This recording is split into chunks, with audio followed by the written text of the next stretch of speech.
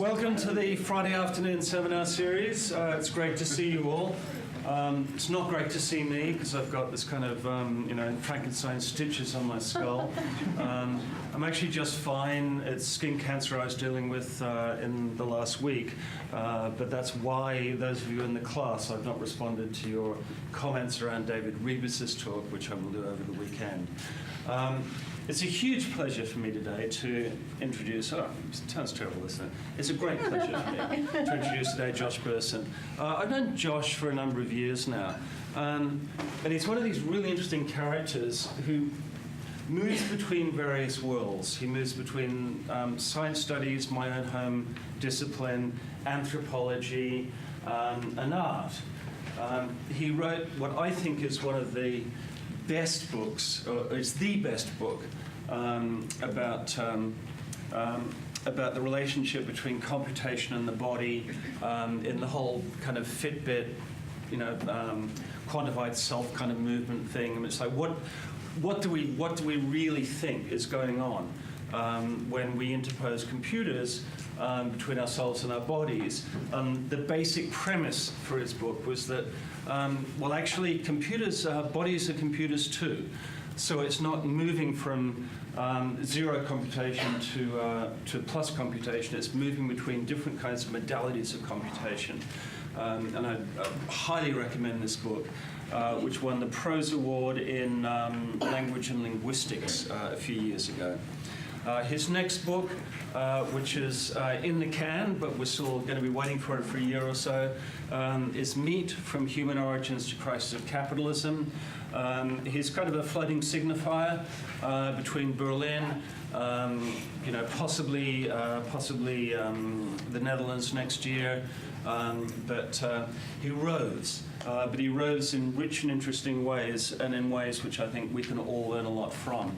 And his topic today is patterns of sound. So thank you, Josh. You're welcome. Thank you. Thank you, Jeff. Let me see if I can. Let's see. It's this slideshow.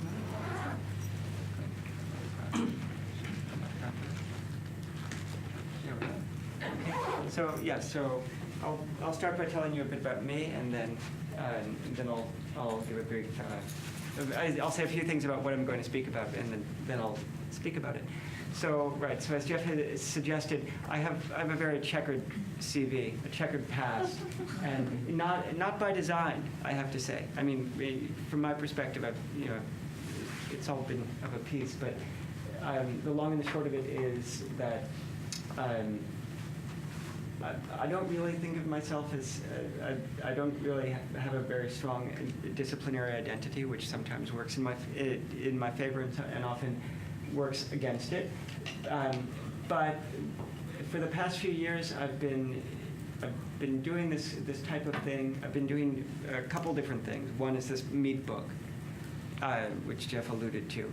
But alongside that, it was taking so long for me to bring it to figure out what I wanted to say, and I ended up falling into this other big project, which is, and what I'm going to talk about today is sort of a continuation of this other big project. So some of you might have been here 2 years ago when I spoke at Design in the Anthropocene, and you don't need to know anything about what I said then, but this talk is sort of a sequel to that one because it brings the same project arc that I was discussing then up to date.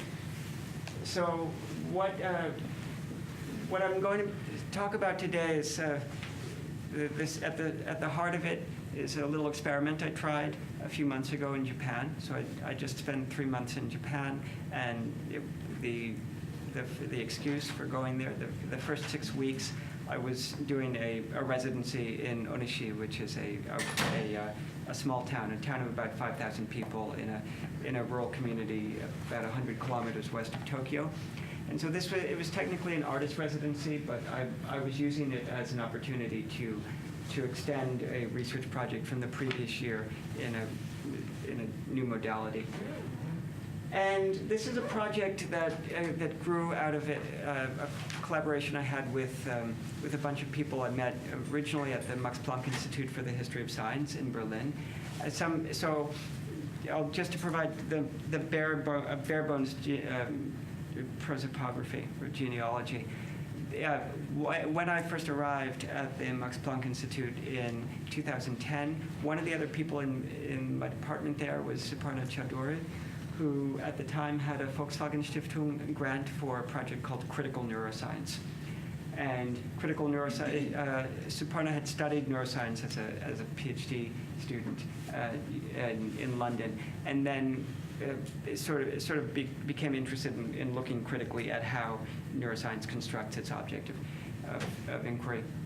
And so she had funding for a project on this theme, and it drew together a number of people from a bunch of different disciplines. One of them was Felicity Callard, who's a geographer and a historian of medicine, and on the other hand, Daniel Margulies, who's a neuroscientist who focuses on functional resting state functional brain imaging.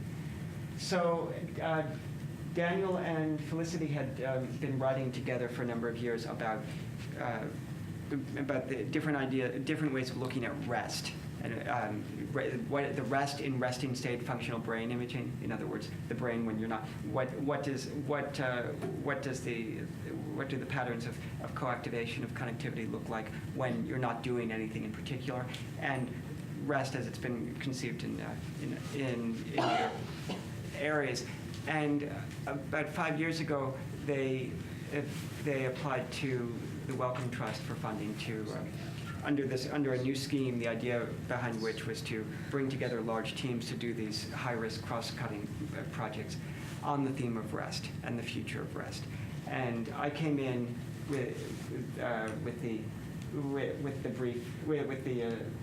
charge to do something evidence-based, to do something field-based, and data-oriented. Actually, initially, what people said was, "Could you give us a quantified self project?"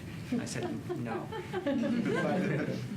But I was interested in the idea of figuring out, well, how would you gauge social rhythms of rest and activity in the wild, as it were? In other words, traditionally, you have one way of studying behavior, which is associated most prominently with anthropology, which is this sort of immersive field work where the field worker takes her body as her principal instrument of research, right, and sort of tuning her own experience to that of her respondents and consultants. And then on the other hand, you have laboratory-based modes of research, which have the advantage of eliciting a much finer grain of precision from the data, but the disadvantage that they entail what might be premature operationalization or premature reduction of the number of dimensions of the problem into something manageable and quantifiable. And there's sort of there's very much this two cultures type schism, an epistemic schism, both within anthropology and between anthropology and practically every other part of behavioral science over the appropriate degree of operationalization or reduction, right? What I referred to in computable bodies as ontological commitment, right? At what stage in a project are you ready to commit to saying these are the dimensions of the world as far as we're interested in studying it. Ontological commitment is similar to an idea that's become very prominent in the sociology of knowledge, especially the sociology of engineering lately, which is that of cognitive closure. I guess the difference that I see is that I don't see this kind of commitment or closure necessarily as a dimension of personality, though I accept that you can certainly find certain personality traits which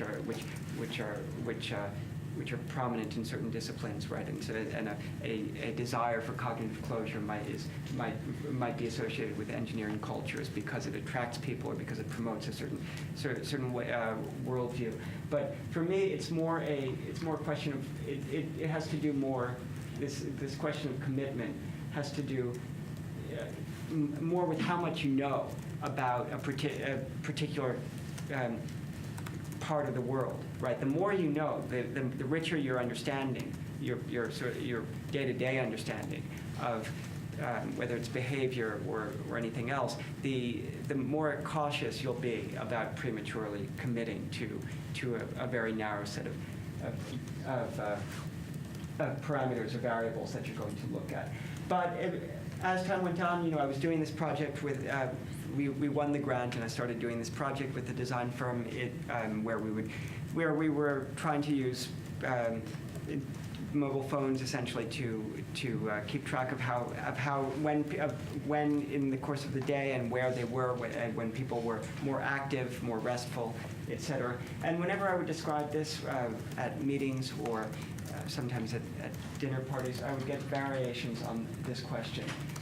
Generally from people who were not themselves anthropologists and did not have any kind of investment in terms of disciplinary identity in anthropology, but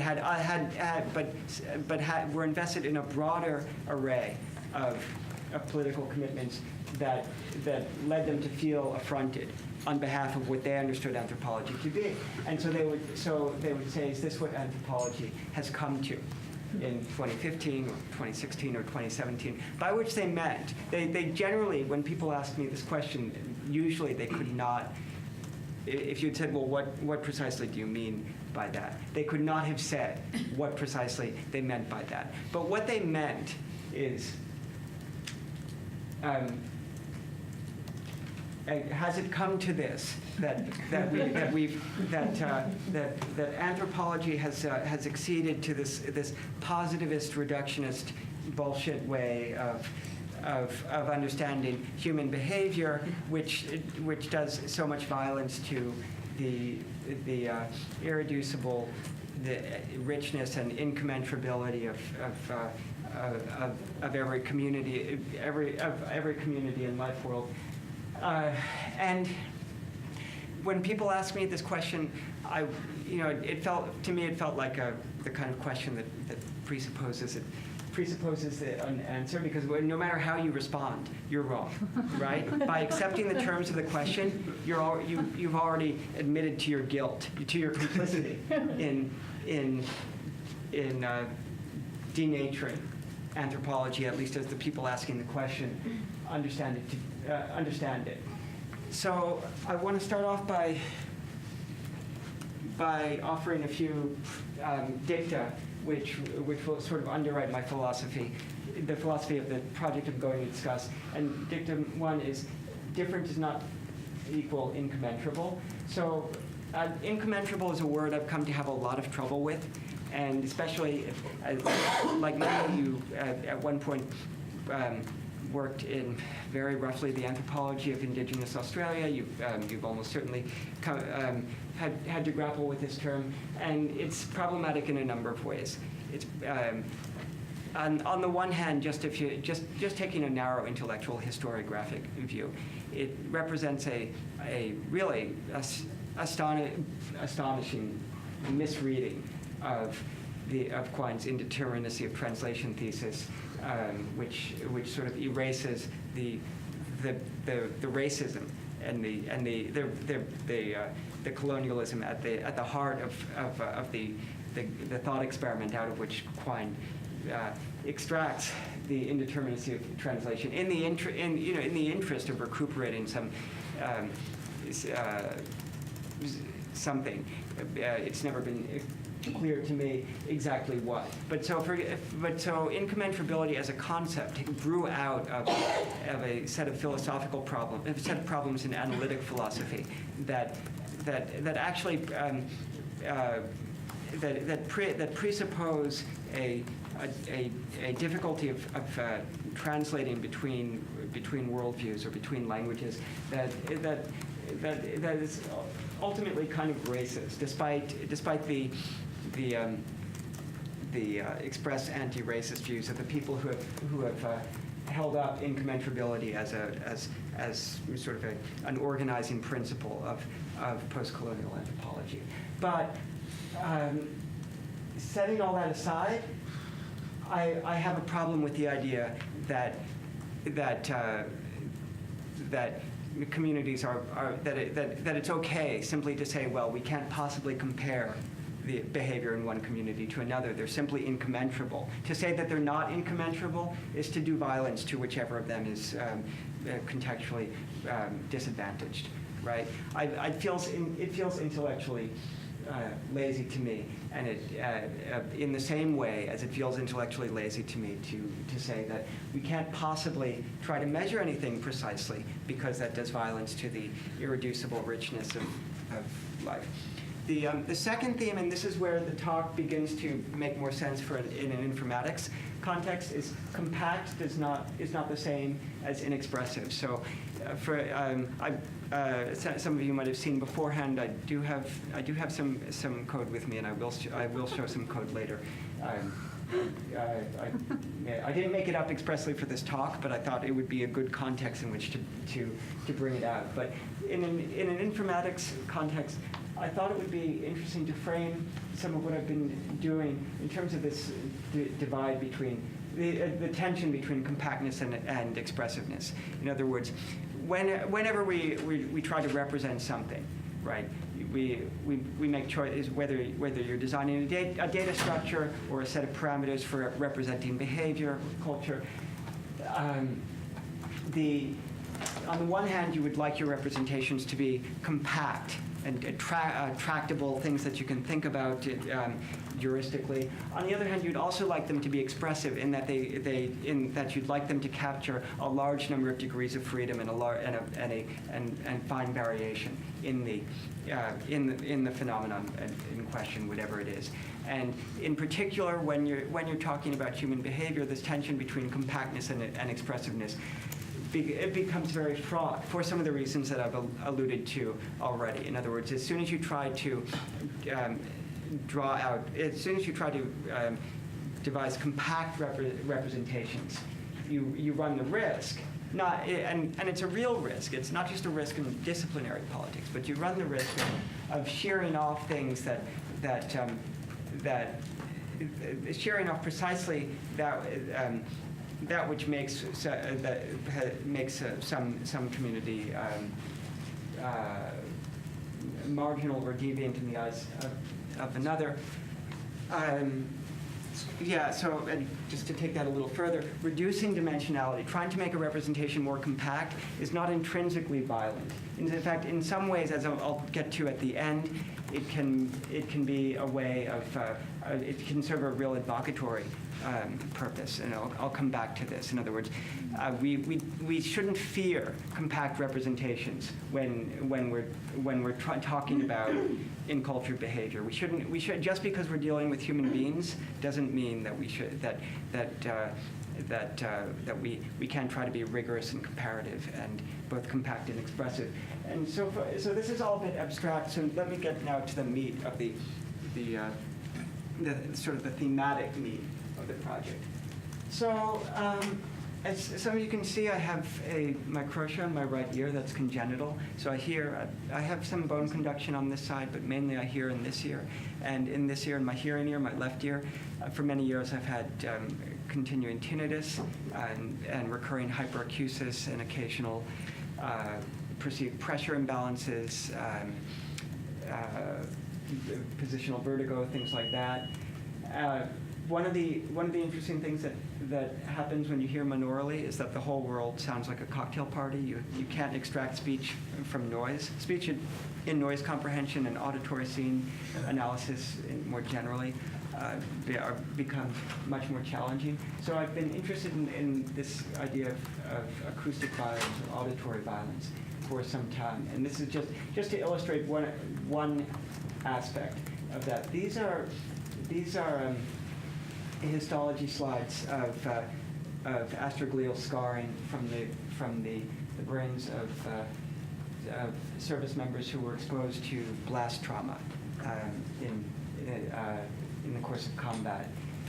And this is one of the certainly in slides D and H. So this is just I've placed this here just to draw out the difference between acoustic and auditory. So I've been interested in this in acoustic violence, when the relationship between sound and pain very broadly, in that it's not just about audible sound, but it's also about the acoustic world as it flows through our body, through the impedance mismatches between the skull and the parenchyma, which lead to the scarring that can result when blast waves pass through the brain. Just to give another, to very briefly show the other end of the problem of sound and pain, or trying to come to grips with the acoustic world. This is a detail of a reproduction from a 1929 study of a set of petroglyphs in Andalusia. And one of the things that's come to light lately about these petroglyphs, which you can see are very animal or motif oriented, and it's thought that the site was heavily implicated in increased rituals for animals that were important in the community around the time that the people living there were either transitioning between or being replaced from a foraging life to a herding life. One of the things that's come to light lately about the site is that it has very rich acoustics. That it's very resonant. It's almost the walls on which the petroglyphs are drawn serve as a giant resonator. And it's come to be understood that this is a common feature in petroglyph sites, that they have these rich resonance properties. Why am I showing this? Because one of the things we learned in the course of the Welcome Project, where I was asked to find some way of looking at social rhythms of rest and activity in the wild, and was that the self-tracking technologies that Jeff alluded to at the beginning, mentioning my first book, weren't really any use. And we came to focus after an initial pilot that tried to use some consumer off-the-shelf body tracking technologies on the environmental determinants of mood, alertness, restedness. And after some prototyping, we determined that we were getting the most interesting data by looking at ambient sound. And so we started asking participants every time. We essentially, several times a day, we were polling them. We were prompting them through their phones to provide reports on their state of being. And every time they did, we would record, and we would also ask them to make a sound recording. And the sounds ended up being very interesting. And we determined that's what we would do in the second half of the study. So some of the foregoing material, incidentally, appeared in an essay that was published last year. The URL is egregiously long, so I have this handy short URL that I'm happy to provide later if anyone's interested. But so we developed this service where people would provide us with information about how they were feeling a few times a day, and the idea was that they could simply draw a squiggle in this mood landscape, so that it would keep the protocol non-invasive, right? We didn't want people to have to be writing free text responses. We wanted them simply to be able to tap or draw a squiggle, draw a worm to the moodscape.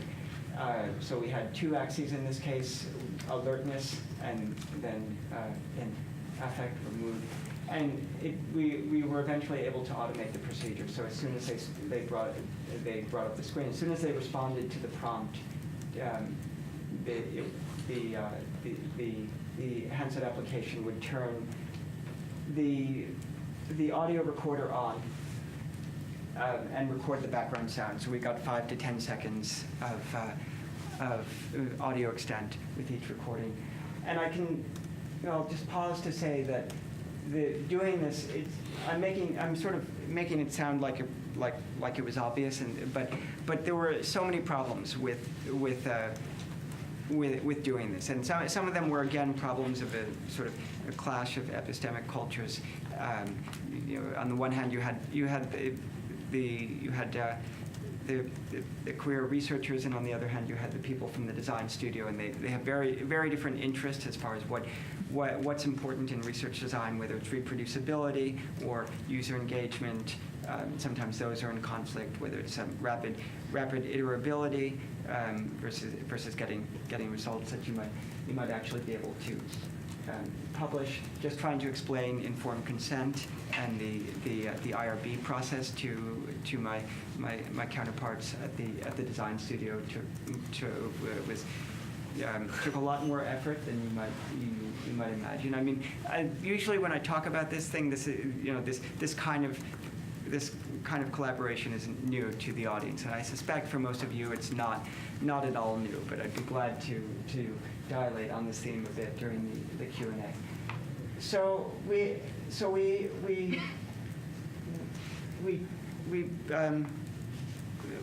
discovered that well by the end, we didn't get quite enough data to make to draw any grand conclusions about about how sound interacts with mood and alertness. But we did begin to see that you could in fact extract features from a high dimensional a spectral envelope of ambient sound and correlate them with self-report. Okay, so the project wound down at the end of last year, and I began thinking about how I could continue working on this. I'd gotten increasingly interested in the actual auditory analysis part, and I wanted to continue with that.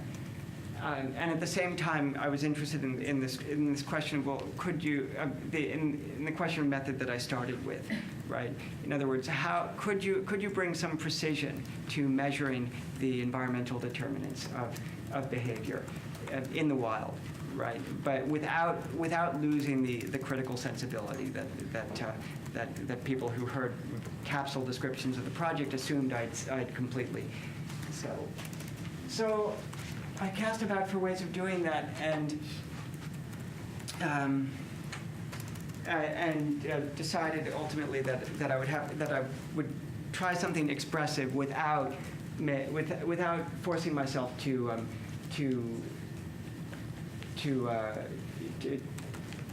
draw any analytic conclusions at the beginning. So this is just you can look at some of the code I'm going to show shortly in this repo, this repository, Soundspace SND SPC. Around this time, I became interested in what Nadav Hochman and Paul Manovich were doing with style spaces for images, both social media images.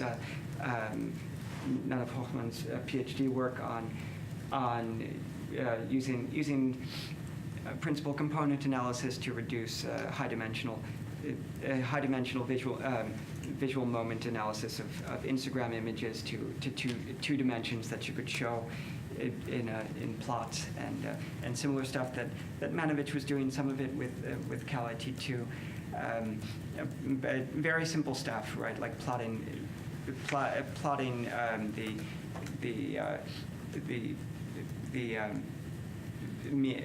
mean and variance illumination in paintings from a certain stylistic period, or frames from a film, or the number of human faces that appeared in frames of a film against the timeline of the film, and seeing that you could actually get these very rich, very informative heuristic diagrams by using through a combination of scatter plotting and small multiple strategies, right? So I became interested in these visualization strategies and wondered if you could apply them to acoustic data, and in the same way learn something about the relationship between behavior and sound, again, in the wild. So I determined that I would do some kind of art project, some kind of expressive project under the sign of pattern spaces of sound.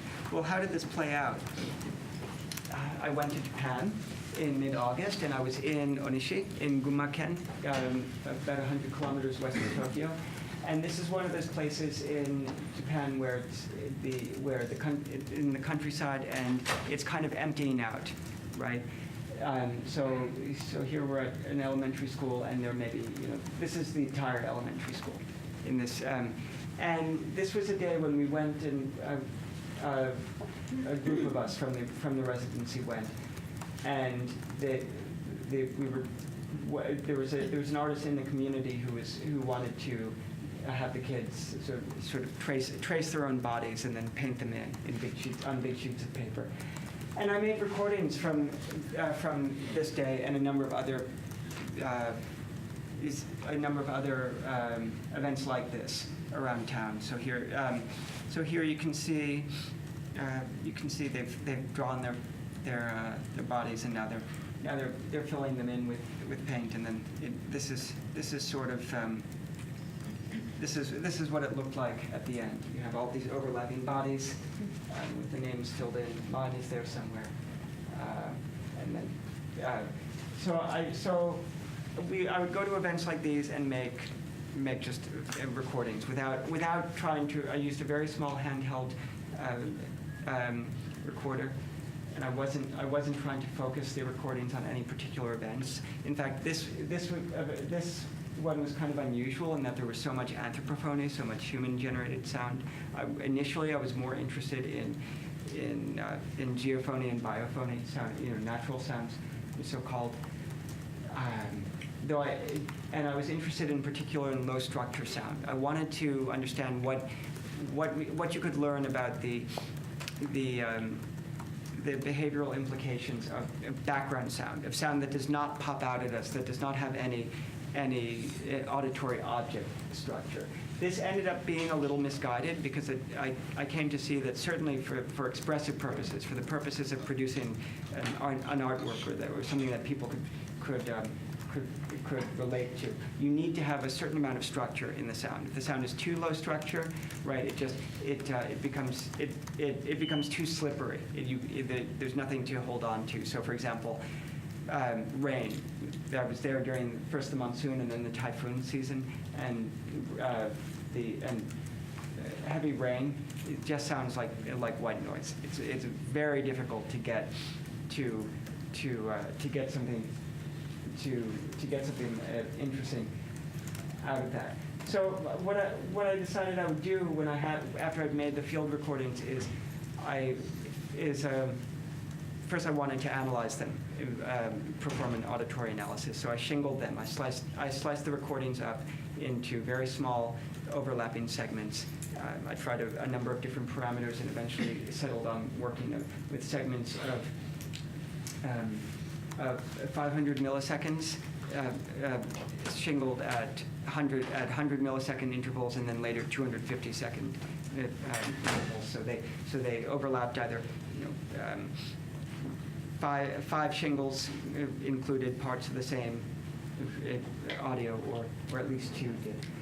And then for each shingle, I extracted 180 features drawn from, for those of you for whom this makes sense, Mel frequency septural coefficients. So in other words, the frequency bands which are particularly salient for human speech and for human hearing, and spectral flatnesses.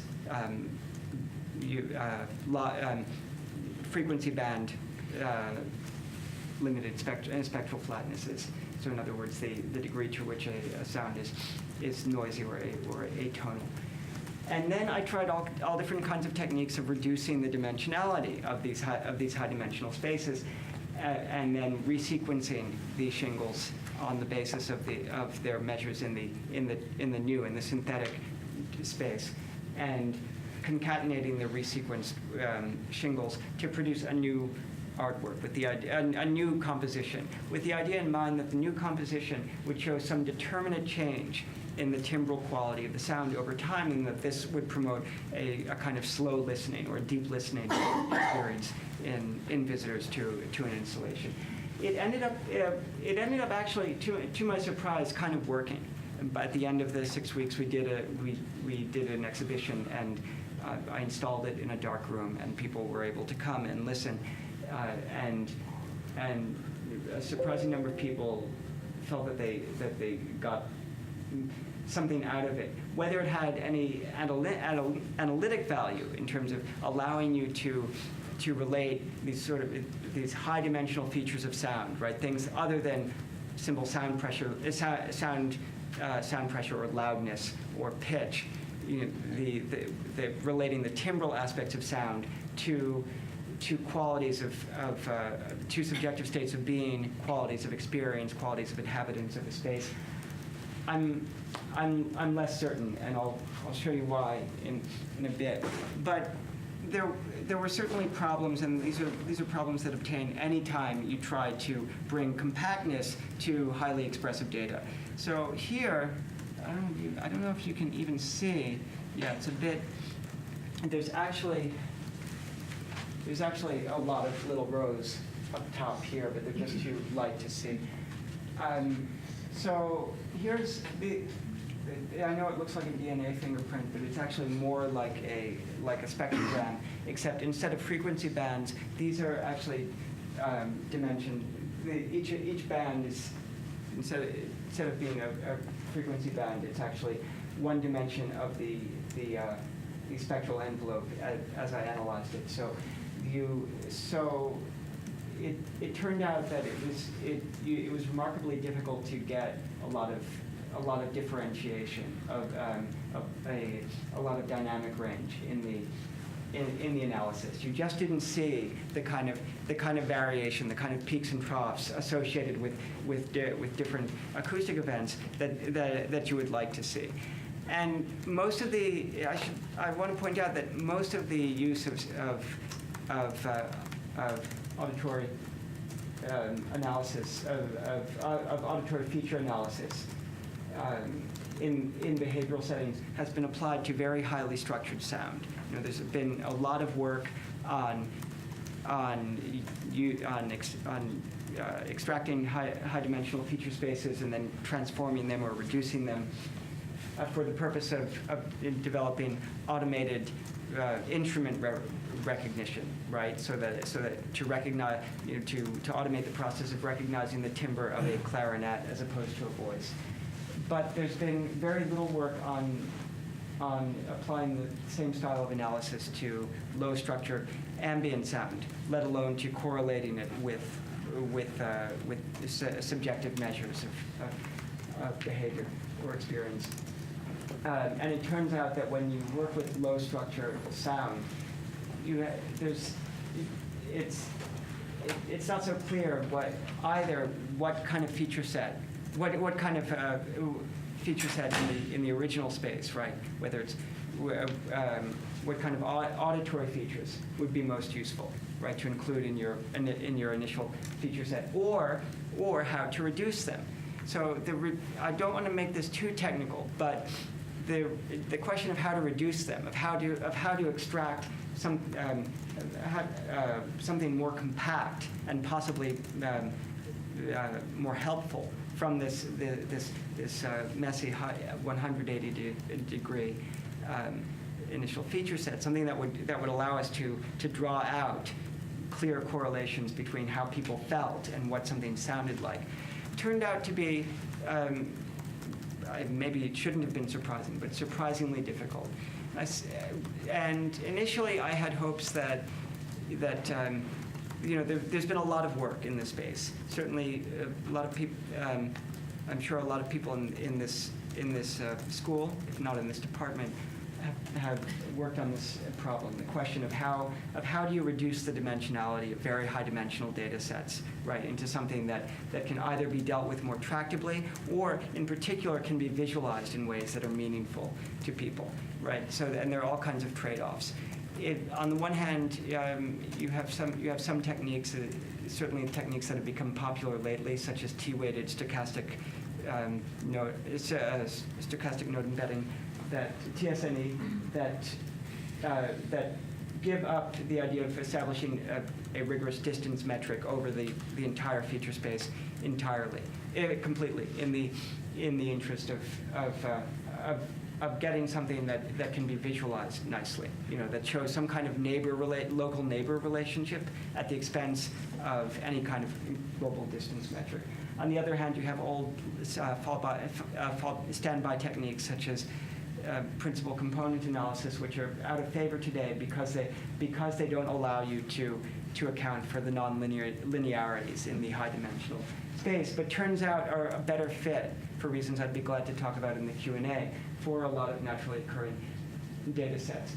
Either way, you don't get a lot of dynamic range in the reduced feature set. So this is a 5-dimensional reduced feature set using a technique known as LTSA. This is the final slide, and the question for me about where you go from here. I'll be glad to play the sounds very quickly, to play excerpts, but I initially, when I wrote this talk 3 weeks ago, I was kind of despairing because my agent had wanted me to write a short book about this, sort of a short, accessible book about sound, about the spectral envelopes and how ways of thinking about the noisiness of our world that get beyond this L-weighted sound pressure level and talk about the timbral noisiness of the world. And then when there was the blow up over the summer over the question of whether the Cuban government had been using some kind of sonic device to induce tinnitus in American and Canadian diplomats, it seemed really apropos. But I started writing it during the residency, and I just found I just didn't have as much to say about it as I thought I did. But then in the past few weeks, I've been working on a new project where I've come to feel that maybe there is a future for this not this project in particular, but than this way of thinking, which is sort of a follow-up to the Wellcome Trust project, where we're looking at some colleagues and I are looking at the relationship between urban living and psychosis. And it turns out researchers have tried for 10 years to reduce the causes of psychosis to genetic causes, and it turns out that behavior and environmental features of patients' lives have are much better at predicting the onset and severity of psychosis than genome-wide association studies. So there's a lot of interest lately in what's being called in the clinical community deep phenotyping. But deep phenotyping, as it's been practiced up until now, relies on standard techniques of anamnesis and physical diagnosis, right? You take a history, you do neurological batteries, you give interviews, you have people do assessments, and this misses all the stuff that happens when people are actually out in the world, circadian rhythms of social contact, eating, light and sound exposure. And so maybe there is a way in which trying to get more precise about what's happening in people's behavior, both phenomenologically and in things that are easier to measure in outward ways, can serve an invocatory dimension, or is actually a way of promoting inclusivity, right? By rather than having the violent effect that people who asked me the question that I mentioned at the top have seen in this work. All along. So that's. I'll stop there, and I can play you a bit of the field recordings and what I did with them. But thank you. Yeah.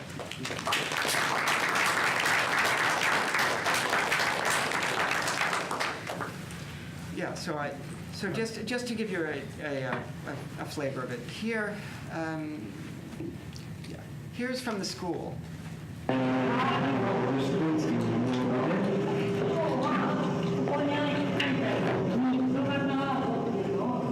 this is the school principal explaining to the students what's going to happen, what they're going to be doing, the artist explaining. And I only recorded 6 minutes.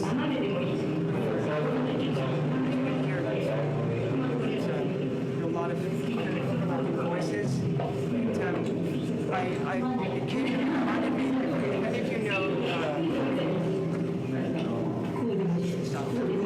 if any of you know Sharyn Lockhart's work, her fixed frame video of Japanese schoolgirls doing basketball drills. It reminded me of that because because we were in a gym with very similar acoustics. And then here's what it sounds like remixed. And of course the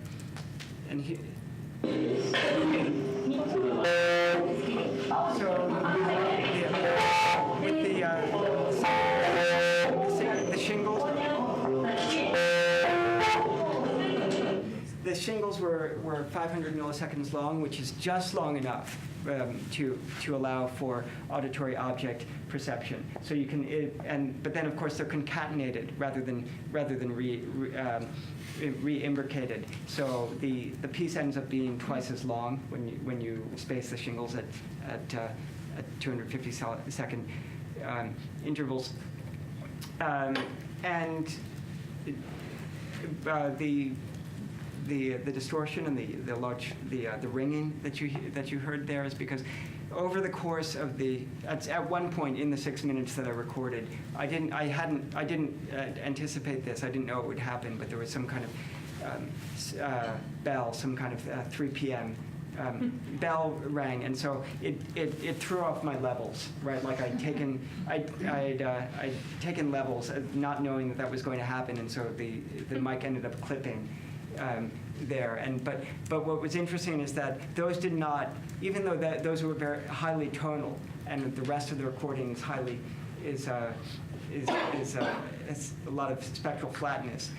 The bells did not get concentrated in one particular segment of the feature space when I resequenced it, right? In other words, there was something about the nature of either the feature space or of the way that I embedded it using PCA and LTSA that distributed different parts of the bells over the embedded feature space. So either I'm doing something very wrong in my manifold learning process, or there's something very tricky and rich about low unstructured sound that makes it problematic, both for computational and for behavioral analysis. Thank you. Right, there were 2 questions, I think. Yeah, I had a question. You have the images of the A through H, and I wanted to know what we were looking at. Images. Oh yes. Okay. So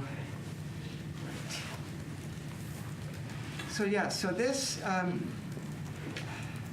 see. Can I bring that? Let's see. Up. Yes. Okay. So these are histological slides of postmortem sections taken from the brains of people after they had died who had experienced different kinds of brain injury. And what the question that the researchers were trying to ask is, what is the relationship between exposure to certain kinds of very large sound, things that we might not even think of as sound, because the nature of the acoustic stimulus is so blast-like that it doesn't even have auditory qualities so much to us, but it's something that we feel. So on the one hand, you have people who have experienced chronic impact traumatic brain injury with no blast. So similar to say what football players experience. Chronic opioid abuse, not an acoustic stimulus, but also something known to do bad things to the central nervous system. Acute blast traumatic brain injury, and then chronic blast traumatic brain injury. And so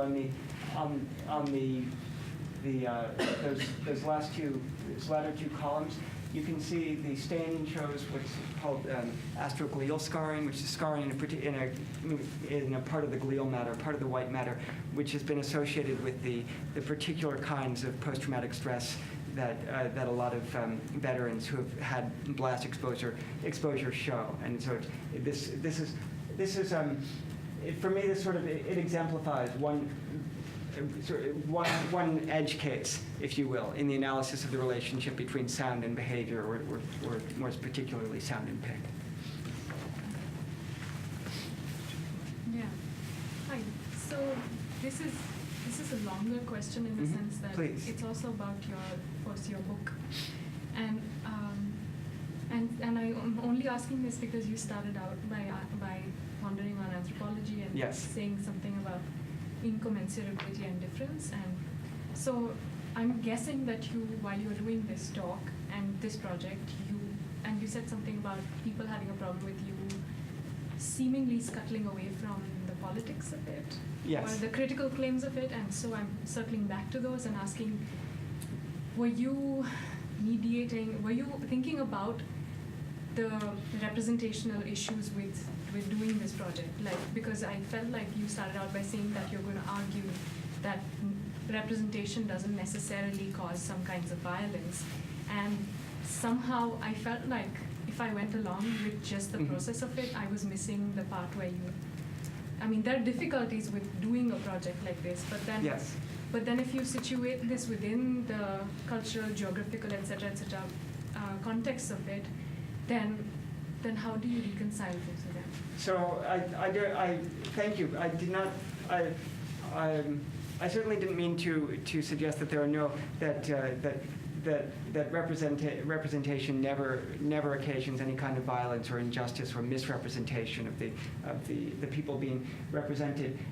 As far as how we tried to incorporate some kind of critical awareness of the problems of representation into the project. So for the project I described first, the one where we were trying to elicit rhythms of resonant activity, we tried a bunch of things, and it was very difficult. And in some ways I found myself in a very awkward position, right? Because I found myself in the position of arguing, that we needed to develop a very small number of measures that were highly reproducible across settings, in the face of my counterpart at the design studio, Dimitri, who really had no interest in the reproducibility or commensurability of measures. He just wanted to promote user engagement, and so his vision was, no, if we have a 3-week pilot, and they're being asked 5 questions a day, so that's then we should have 105 different questions, and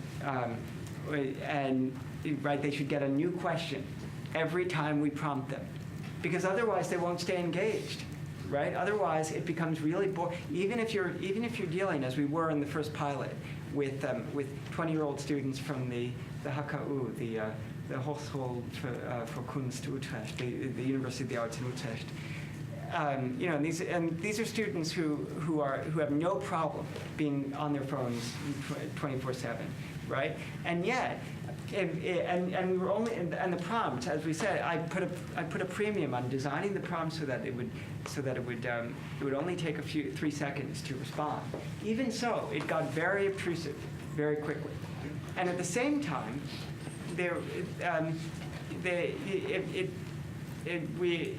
as you say, it wasn't necessarily representative of what the questions we were asking, right? Whether they were questions that came out of that came out of validated approaches to experience sampling from psychology, or whether they came out of Dimitri's head, they did not necessarily represent salient dimensions of resting activity for the participants, and we really wanted that. So we did eventually do a co-design exercise where we asked them to produce wireframes, illustrate like what would the screen look like if you were drawing it. I don't have those wireframes handy, though I can dig them up later if you'd like to see. But if I was flippant at the beginning, I apologize. I don't mean to suggest that we were not concerned with making the process participatory or expanding the extent to which we could represent a broad range of views. I did, however, want to draw out the tension between that and developing measures that might be sufficiently expressive, but at the same time afford a broader range of comparison across settings. Yeah. So I don't know if I addressed the question appropriately. It does. It's just that at some point it felt like devising a technique to access a bunch of truths or observable phenomena, and that made me like uncomfortable. It makes me uncomfortable too. I'm not a fan of ground truth theories. My goal here is not to say that there is a ground truth about human behavior and we can get at it. My goal is more to say that we can come to some kind of provisional and pragmatic understanding of what are rubrics for asking people about how they feel about their state of being that will resonate across a broad range of communities. So, but I agree. I'm also very uncomfortable with the thought that there might that any kind of measure would afford a ground truth of behavior. Certainly not. Certainly, if anything, I'm much more inclined to say that self-report, that directly asking people about their experience, is going to get you is going to get you much more interesting information, much more comparable information than measures that rely on accelerometric data or electroencephalographic data, leaving aside the simple technical problems of getting that data, which is that there's so much movement artifact and you have to do so much smoothing that by the time you actually get the data, it's completely useless for any kind of analytic or clinical purposes, right? Leaving that aside, certainly you're not getting a ground truth about behavior simply by using measures that don't demand any kind of introspection on the part of the participants. In fact, asking for introspection is a much better way, as far as I'm concerned, to get comparable results. Yeah. All right, we'll take just one from Gloria. We'll take one final question, and then Josh will be totally available downstairs on the 5th floor to talk at length. So. Yeah, so I have a question and a comment. So the question is, you mentioned when you did the experience sampling in conjunction with hearing the ambient noise, you didn't find any relationship. And I was wondering if you could reflect on that. Was it due to the study design of participants? Do you believe inherently there is no relationship? My comment is that when you do these kinds of studies, the ground truth generally is the introspection. That is what is considered the ground truth. It's not what is measured on these devices. Yes. Certainly, I agree 100% with your comment as far as why we didn't get a very strong results. Part of it was just sample size. It was partly inexperience on the part with doing this kind of work on the part of the studio, and there were a variety of idiosyncratic problems. Not so much with study design, but with the process by which we built the platform. I mean, it was really a learning experience about how to iterate this kind of platform and scale it up. So part of it was that we simply didn't have the time in the end to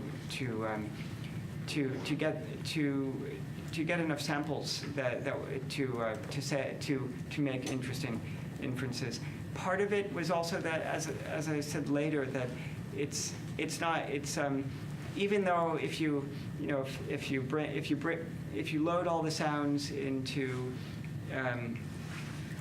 Max and plot them up with Fubu, you can very quickly evoke something that looks like a style space for sound. Even just something like mean energy against fundamental frequency. You'll see nice normal curves.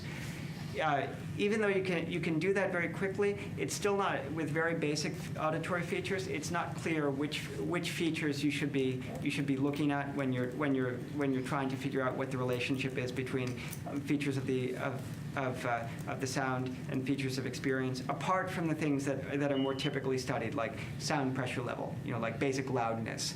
So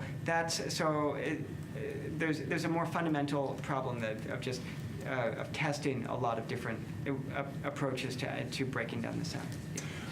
All right. Yeah, I hate to cut this a little bit short, but as you all know, there is food and drinks available on the 5th floor downstairs. I'm going to scoot Josh down there so that we don't cluster around him here, but feel free to cluster around him as much as you want downstairs. And let's thank him again for a fantastic talk.